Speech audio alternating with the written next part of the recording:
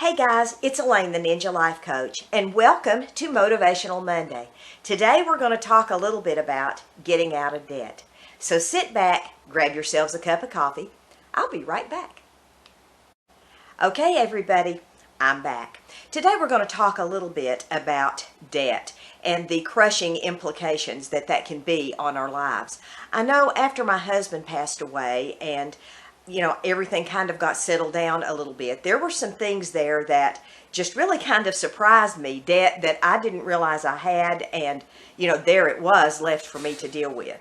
Now, I realize that can happen under any circumstances, and I know sometimes that we get in positions where we just, we really have no choice. We have to use our credit cards. We have to do things because there's just no cash readily available, and I understand that. And that has happened to me. I've been in that situation before, and let me tell you, it is a tough one. Today, though, we want to talk a little bit about how that can crush you down, make you feel defeated, and some steps you can take to help yourself get out of debt and make yourself feel a little bit better. I know for me, one of the worst feelings that I have ever had was when I felt like I was just crushed with debt. I couldn't go out to eat. I couldn't go run around with my friends. I couldn't really do anything other than go to work and come home. And there were times when I didn't even know if I could buy pantyhose to go to work because I had so much debt on me. And I allowed myself to get in that position by overspending and not watching what I was spending and not sticking to a budget. Well, this year my goal is to strictly stick to a budget, and I have one more thing that I have to pay off this year, and I will be totally out of debt, and I'm settling that debt actually today. Today is Friday the 13th when I'm making this video, and I am getting that debt off of me today, and that's the last one that I have.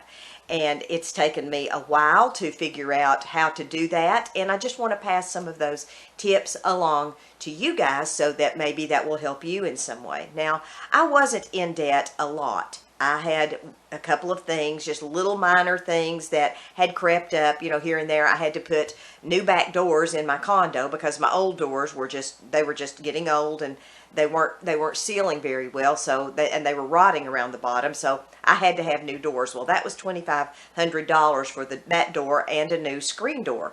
So that was a debt that I had acquired. And then of course, we all have automobiles and we all have little incidental debts like that. And those are things that can really, really tear us down and hold us back.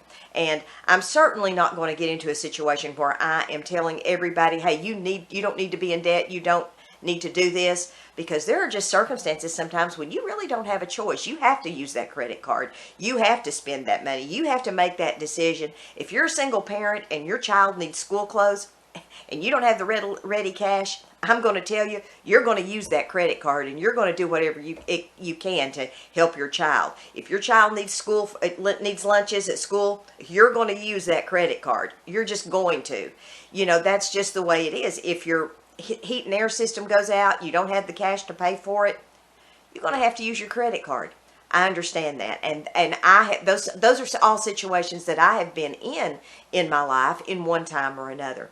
So if you find yourself in that situation where you are just weighed down and crushed by debt, here's some things that you can do to overcome that. And the very first thing you can do is take a good, honest look about it. Look at it. Study it. Know what your debt is.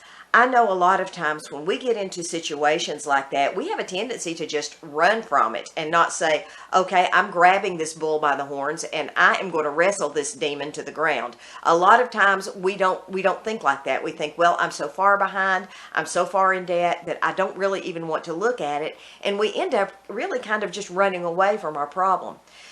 First thing we need to do is just take a look at it. Sit down with a pad and a paper, or on your computer or on your checkbook, however you do your bills every month, and write it down. Write down what your debt is. Look at it, study it, pray about it. Just say, God, what do you want me to do with this? This is bad. Be honest, this is bad. What can I do, and how can you help me to overcome this? The second thing that you can do is, once you've looked at it and written everything down and you've got it organized, you can formulate a plan. Let me tell you folks, I, for years, lived my life without a budget. I didn't do it. I didn't see any need for it. I thought it was crazy. Well, after several years of, financial disaster in some ways, and just, spending willy-nilly and not being able to tell where my money went, I decided it was a lot wiser for me to get on a budget. Now, my family members had said, you need to stick with a budget, you need to get on a budget, do a budget. Well, I didn't listen, but one day I was like, you know what, I'm going to listen, I'm going to do this. So I went in there and I looked at everything, my ins and outs, my income, my outgoes, all that, and I put it down on paper, and I just started doing it. And it's not pleasant. Nobody wants to look at that. But if you'll just write it down and make that budget out and try as best you can to stick with it, make a little game out of it. That's what I do sometimes. I'll be like, okay, how much money can I actually save today when I go to the grocery store? And if I've saved $5 or $6, I take that money and I've got a little teapot that I put it in.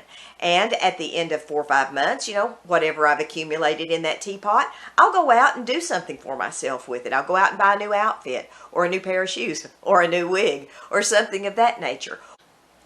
The third thing you can do is when you write everything down, and when you make yourself a budget, the third thing you can do is stick to that budget.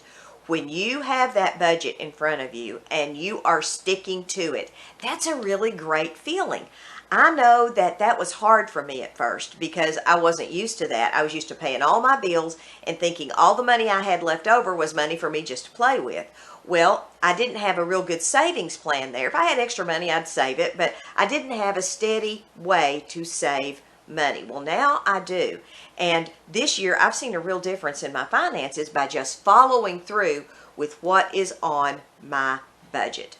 The next thing you can do, and this is the last thing, is once you do all those things, stick with it and pay your small bills off first. If you have a bill that's $100, a bill that's $300, and a bill that's $1,000, pay your $100 bill off first. Double up on that bill. Instead of paying that $10 a month on it, pay $20, and pay the minimum on the $300 bill and the $1,000 bill.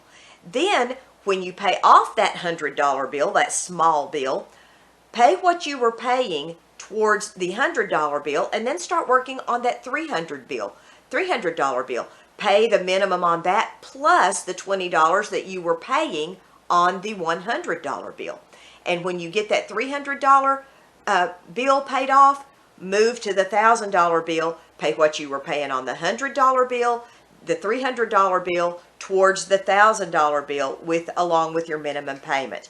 If you get on a plan like that, you can soon see that you will have that paid off. The next thing is to set aside a little discretionary fund for yourself. Everybody has to have a way to entertain themselves. It can be something as simple as going out to dinner. It can be a vacation of your dreams. But everybody has something that they really, really like to do. I love to go and get pedicures and get my hair done.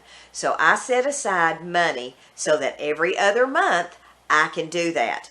I don't get a pedicure every week. I used to, but I don't anymore because I can milk that for a couple of weeks, and I can do my own feet 1 week.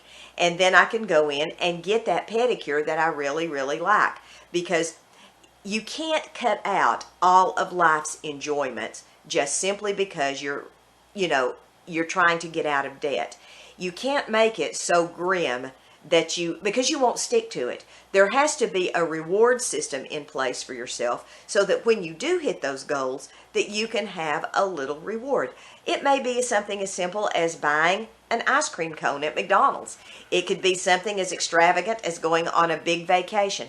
But whatever it is, make sure you have a little bit of extra money, even if it's $1, to spend on yourself so that you can feel like you're rewarding yourself for a job well done.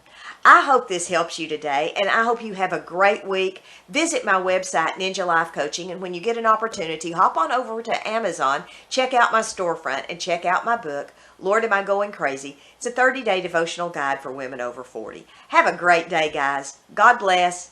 Maranatha.